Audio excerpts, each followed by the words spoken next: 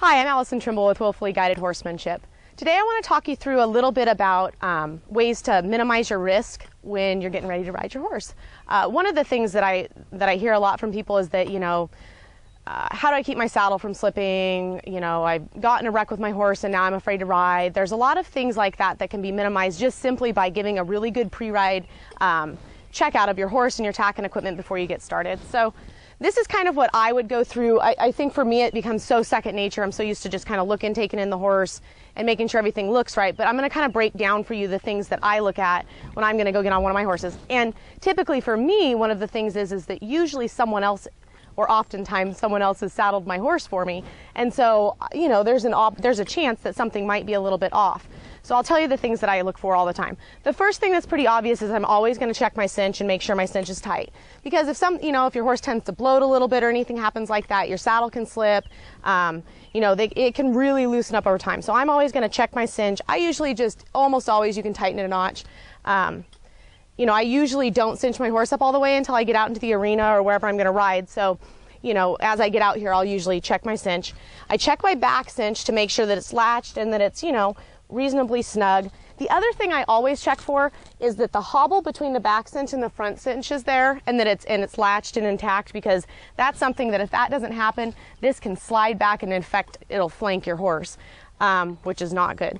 The other kind of things that I look for is I just always make sure that my tack's in good shape. And here's an example of this. This particular saddle that I have, which is my favorite saddle, is starting to tear through on the D-ring here. So those are things that if you don't catch, eventually, and really this should be fixed. But that's something that if your horse really, got to jumping around or having some problems, or you were working really hard, could break loose and cause a, really serious issue with your horse after you, scared it by the saddle coming apart.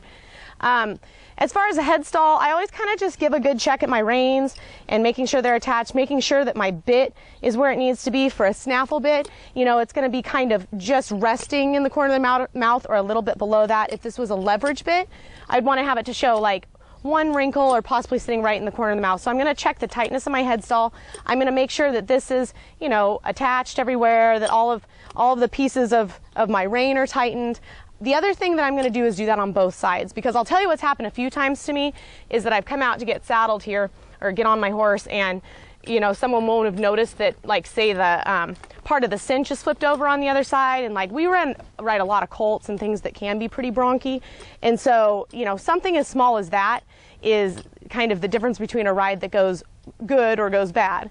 The other thing that I always do, when I've cinched up my horse, and I do this with any age horse, is before I go and get on, I'm always going to either walk my horse out somewhere or kind of send them around, because I want to see what happens in those first couple steps, because you never know if there's something kind of trapped under the saddle or something that's going to cause your horse to blow up, and you would much rather find that out while they're on the ground, and so are you, than when you're on them and eventually on the ground.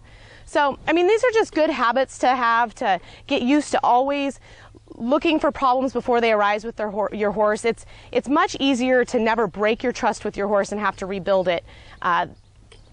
So being thoughtful and looking ahead is one of those really important things. So be sure you give yourself a good pre-ride checkout every time before you get on your horse. And if you have any other questions or would like to see any of our other videos, you can tune in to YouTube /Willfully Guided. Remember, enjoy your horses.